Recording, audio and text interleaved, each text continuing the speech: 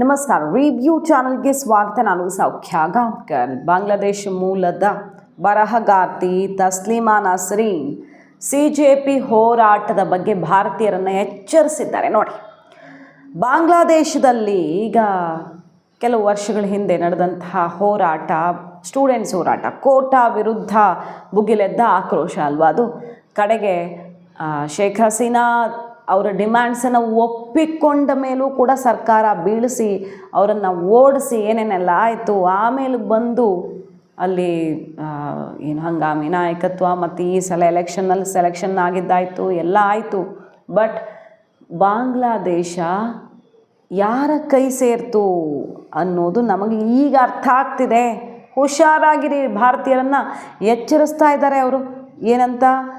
ಕೊನೆಗೆ ಜಿಹಾದಿಗಳು ಇದರ ಹಿಂದಿದ್ರು, ಮೂಲಭೂತವಾದಿಗಳು ಇದರ ಹಿಂದಿದ್ರು ಅನ್ನೋದು ಗೊತ್ತಾಯಿತು. ಮತ್ತು ಈಗ ಅದೇ ಜಿಹಾದಿಗಳು ಬಾಂಗ್ಲಾದೇಶವನ್ನು ಆಳ್ತಾ ಇದ್ದಾರೆ.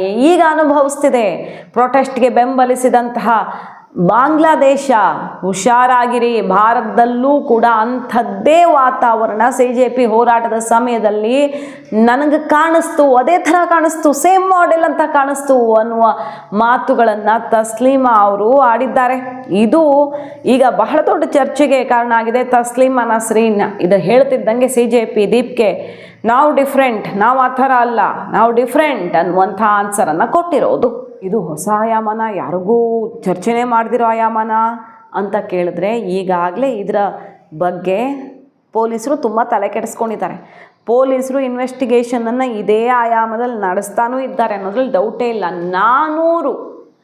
400 ಅಕೌಂಟ್ಸು, ಸೋಷಿಯಲ್ ಮೀಡಿಯಾ ಅಕೌಂಟ್ಸು, ಕೆಲವೊಂದು ಮಾರ್ಕೆಟಿಂಗ್ ಏಜೆನ್ಸಿಗಳಿಂದ ಹಿಡಿದು ಪಾಕಿಸ್ತಾನಕ್ಕೆ ಲಿಂಕ್ ಆಗಿರೋದ್ರ ಬಗ್ಗೆ ಈಗ ವಾಸನೆ ಸಿಕ್ಕಿದೆ. ಆ ನಿಟ್ಟಿನಲ್ಲಿ ಇನ್ವೆಸ್ಟಿಗೇಷನ್ ಮಾಡ್ತಿರೋದು. ಯಾಕಂದರೆ ಹಿಂದೆ ಡೆಲ್ಲಿ ಗಲಾಟೆಯಾಗಿ ಉಮರ್ ಖಾಲಿದ್ನ ಅರೆಸ್ಟ್ ಮಾಡೋದಕ್ಕೂ ತುಂಬ ತಿಂಗಳುಗಳಾಯಿತು. ಗಲಾಟೆ ಆದ ತಕ್ಷಣ ಏನು ಸಿಕ್ಕಾಕ್ಕೊಳ್ಳಿಲ್ಲ ಅಲ್ವಾ, ಸಾಲಿಡ್ ಆಗಿ ಎಲ್ಲ ಸಾಕ್ಷಿಗಳು 6-7 ತಿಂಗಳು ಆದಮೇಲೆ ಆಗಿದ್ದು. ಈಗಲೂ ಅದೇ ರೀತಿಯಲ್ಲಿ ಹಲವಾರು ವಿಚಾರಗಳು ಒಂದೊಂದೇ ತೆರೆದುಕೊಳ್ತಾ ಇದೆ. ಸೊ ಈಗ ಡೆಲ್ಲಿ ಪೊಲೀಸರು ಮತ್ತು ಇಂಟೆಲಿಜೆನ್ಸು ಎಲ್ಲ ವರ್ಕ್ ಮಾಡ್ತಾ ಇದ್ದಾರೆ. ಸದ್ದಿಲ್ಲದೆ ಈ ಪ್ರೊಟೆಸ್ಟ್ಗೆ ಎಲ್ಲಿಂದ ಫಂಡ್ ಆಯಿತು ಅನ್ನೋ ತನಕ, ಫಿನಾನ್ಷಿಯಲ್ ಸಪೋರ್ಟ್ ಎಲ್ಲಿಂದ ಸಿಕ್ಕಿದೆ, ಯಾವ್ಯಾವ ಸೋಷಿಯಲ್ ಮೀಡಿಯಾ ಅಕೌಂಟ್ಸು ಇದರ ಸುತ್ತ ಈ ಪ್ರೊಟೆಸ್ಟನ್ನು ದೇಶದ ಡಿಫೇಮ್ ಮಾಡೋದಕ್ಕೆ, ದೇಶದ ಸರ್ಕಾರವನ್ನು ಶೇಕ್ ಮಾಡಬೇಕು ಅನ್ನೋ ಉದ್ದೇಶಕ್ಕೆ ಬಳಸ್ಕೊಳ್ಳಲಾಗಿದೆ. ಎಲ್ಲಿಗೆ ಲಿಂಕ್ ಆಗಿತ್ತು ಅಂದಾಗ ಮತ್ತೆ ಪಾಕಿಸ್ತಾನಕ್ಕೆ ಹೋಗಿ ನಿಲ್ತಾ ಇದೆ. ಅದು ಪಾಕಿಸ್ತಾನದಲ್ಲಿ ಲಿಂಕ್ ಇರುವಂಥ ಅಕೌಂಟ್ಸು, ಆಪರೇಷನ್ ಸಿಂಧೂರ ಟೈಮಲ್ಲಿ ಯಾರು ಆ್ಯಕ್ಟಿವ್ ಆಗಿದ್ರಲ್ಲ ಅಂಥವರೇ ಮತ್ತೆ ಕಾಣಿಸ್ಕೊಂಡಿದ್ದಾರೆ ಅನ್ನೋದು ಕೂಡ ಈಗ ಗಮನ ಸೆಳೀತಿರುವಂಥ ವಿಷಯ. ಸೊ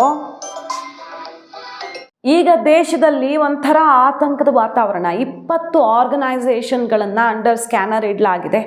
ಇಲ್ಲೇನೋ ಲಿಂಕ್ ಇದೆ ಅನ್ನುವಂಥ ಅನುಮಾನ ದಟ್ಟವಾಗಿರೋದ್ರಿಂದ 20 ಆರ್ಗನೈಸೇಷನ್ಗಳು ಪ್ಲಾನ್ 3 ತಿಂಗಳಿಂದ ಪ್ಲ್ಯಾನ್ ಮಾಡಿದ್ದು ಅನ್ನೋದ್ರ ಬಗ್ಗೆ CCTV footage, mobile data, social media financial ಆ್ಯಕ್ಟಿವಿಟಿಗಳು ಇದೆಲ್ಲ 20 ಆರ್ಗನೈಸೇಷನ್ಗಳ ಸುತ್ತ ನಡೆದಿದೆ ಅನ್ನೋ ಅನುಮಾನ ಬಂದಿದೆ.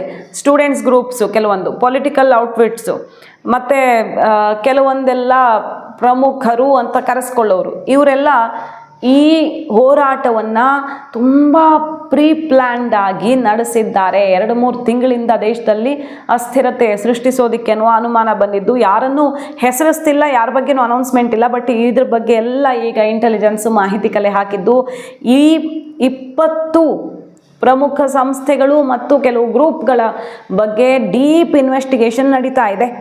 ಹಾಗಾಗಿ ಫಾರಿನ್ ಲಿಂಕ್ ಮತ್ತು ಕೋಆರ್ಡಿನೇಟೆಡ್ ಮೊಬಿಲೈಸೇಷನ್ ಹೇಗಾಯಿತು ಇಲ್ಲಿ ಅನ್ನೋದು ಕಂಪ್ಲೀಟಾಗಿ ಭಾರತ ಸರ್ಕಾರ, ಡೆಲ್ಲಿ ಪೊಲೀಸು ಈಗ ಇನ್ವೆಸ್ಟಿಗೇಷನ್ ನಡೆಸ್ತಾ ಇರೋದು. ಇದೇ ಹೊತ್ತಲ್ಲಿ ನೋಡಿ ಬಾಂಗ್ಲಾದೇಶದಲ್ಲೂ ಇದೇ ಮಾಡೆಲಲ್ಲಿ ನಡೆದಿತ್ತು. ಹುಷಾರ್ ಅಂತ ಭಾರತೀಯರನ್ನು ಎಚ್ಚರಿಸ್ತಿದ್ದಾರೆ ಬಾಂಗ್ಲಾದೇಶದ ಮೂಲದ ರೈಟರ್ ತಸ್ಲೀಮಾ.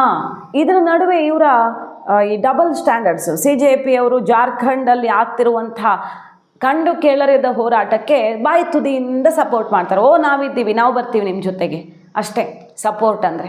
ಕಾಂಗ್ರೆಸ್ ಇರಲಿ, ಆಮ್ ಆದ್ಮಿ ಇರಲಿ, ಯಾರ್ದು ಸಪೋರ್ಟ್ ಇಲ್ಲ. ಅಲ್ಲಿ ಮಳೆಯಲ್ಲಿ ತೊಯ್ತಾ ಇದ್ರು, ಒಂದು ಟೆಂಟ್ ಹಾಕೋಕ್ಕೂ ಪರ್ಮಿಷನ್ ಕೊಡ್ತಿಲ್ಲ.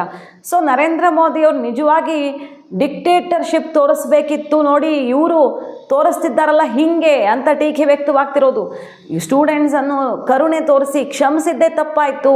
ಎಲ್ಲ ಹೋರಾಟ ಮಾಡೋದಕ್ಕೆ ಅವ್ರಿಗೆ ಒಂದೇ ಒಂದು ಕೂದಲು ಕೂಡ ಕದಲದಂತೆ ಅವರನ್ನು ಬಿಟ್ಟಿದ್ದೇ ತಪ್ಪಾಯಿತು. ತಿಂಗಳುಗಟ್ಟಲೆ ಹೋರಾಟ ಮಾಡ್ತಾರೆ, ಇಲ್ಲಿ ಒಂದು ದಿನ ಹೋರಾಟ ಮಾಡೋಕ್ಕೆ ಬಿಡಲ್ಲ. ಮಳೆಯಲ್ಲಿ ನೆಂದು ಜೀವಕ್ಕೆ ಅಪಾಯ ಬರೋ ಪರಿಸ್ಥಿತಿ ಬಂದಿದೆ ಎಷ್ಟೋ ಸ್ಟೂಡೆಂಟ್ಸ್ಗೆ. ಅಲ್ಲಿ ಹೋರಾಟದಲ್ಲಿ ಹಗಲು ರಾತ್ರಿ ತಿನ್ನೋಕ್ಕೂ ಇಲ್ಲ, ಅಲ್ಲಿ ಯಾರೂ ಸಪ್ಲೈ ಮಾಡೋರು ಇಲ್ಲ, ಒಂದು ಟೆಂಟ್ ಹಾಕ್ಕೊಳ್ಳೋಕ್ಕೂ ಬಿಡ್ತಿಲ್ಲ. ಹಿಂಗೆ ನಡೆಸ್ಕೊಳ್ಬೇಕಿತ್ತು ಸ್ಟೂಡೆಂಟ್ಸನ್ನು, ಅಲ್ಲಿ ಹೋರಾಟಕ್ಕೆ ಬಂದವರನ್ನ ಅಲ್ವಾ? ನೀವು ಹೇಳ್ತಿರೋದು ಸ್ಟೂಡೆಂಟ್ಸ್ಗೆ ಅನ್ಯಾಯ ಆಗಿದೆ ಅಂತ ಇದೇನಾ? ನೀವು ಅಲ್ಲಿ ಏನು ಮಾಡ್ತಿದ್ದೀರಿ? ಅಸಲಿಗೆ ಡೆಲ್ಲಿಲಿ ಎಷ್ಟು ರಾಜವೈಭೋಗದಿಂದ ಪ್ರತಿಭಟನೆ ಮಾಡೋದಕ್ಕೆ ಅವಕಾಶ ಮಾಡಲಾಯಿತು, ವ್ಯತ್ಯಾಸ ಕಾಣಿಸ್ತಿಲ್ವಾ ನಿಮಗೆ? ನರೇಂದ್ರ ಮೋದಿ ಅವ್ರನ್ನ ಮಾಡಿದ್ದನ್ನು ಡಿಕ್ಟೇಟರ್ಶಿಪ್ ಅಂತೀರಿ, ಬಟ್ ಅಸಲಿಗೆ ಇಲ್ಲಿ ಏನಾಗ್ತಿದೆ ನೋಡಿ ಅನ್ನುವ ಆಕ್ರೋಶ ಸಿಡ್ದಿದೆ. ಸೊ ಇವು ಸೆಲೆಕ್ಟಿವ್ ಆಗಿ ಕೇಂದ್ರ ಸರ್ಕಾರ ಟಾರ್ಗೆಟ್ ಮಾಡ್ತಿರೋದು ನೋಡಿದ್ರೆ ಏನಿದೆ ಇಲ್ಲಿ ಅನ್ನೋದು ಪಕ್ಕಾ ತೆರೆದುಕೊಳ್ತಿದೆಯಾ? Pakistan link, Jaish e Mohammed terror train ಮಾಡಿದಂಥವ್ರು ಇಲ್ಲಿ ಏನು ಮಾಡ್ತಿದ್ರು CJP ಹೋರಾಟದ ಸುತ್ತ, ಎಲ್ಲ ಆಯಾಮಗಳು ಕೂಡ ಬಹಳ ಆಘಾತಕಾರಿಯಾಗಿರೋದು. ಇದ್ರ ನಡುವೆ ನೋಡಿ, ದೀಪ್ಗೆ ಎಜುಕೇಷನ್ಗೆ ಕೋಟ್ಯಾಂತರ ರೂಪಾಯಿ ಅವ್ರ ತಂದೆ ಕೊಟ್ರ, ಎಲ್ಲಿಂದ ಬಂತು ಫಂಡಿಂಗ್ ಅಂತ ಈಗ RTI ಆಕ್ಟಿವಿಸ್ಟ್ ಪ್ರಶ್ನೆ ಮಾಡ್ತಾ ಇದ್ದು, ನಾನು ನನ್ನ ಸರ್ಟಿಫಿಕೇಟ್ ತೋರ್ಸೋಕೆ ರೆಡಿ, ಸ್ಕಾಲರ್ಶಿಪ್ ತೋರ್ಸೋಕೆ ರೆಡಿ ಅಂತ ದೀಪ್ಗೆ ಅಖಾಡಕ್ಕೆ ಧುಮುಕಿರೋದು. ಸೊ ದೀಪ್ಗೆ ಅಮೆರಿಕಾ ನಂಟಿನ ಸುತ್ತಲೂ ಈಗ ಪ್ರಶ್ನೆಗಳು ಹುಟ್ಟುಕೊಂಡಿರೋದು. देना होता है, तो उसके विरुद्ध में हमने शिकायत की है कि ये रिप्रेजेंटेटिव एक्ट के हिसाब से ये रजिस्टर्ड नहीं है और 1 करोड़ का फंड जो ये ले रहे हैं ये अवैध है। इसके विरुद्ध में शिकायत दर्ज की है, इसके विरुद्ध एक्शन लिया जाए, ECI से हमारी ये निवेदन है।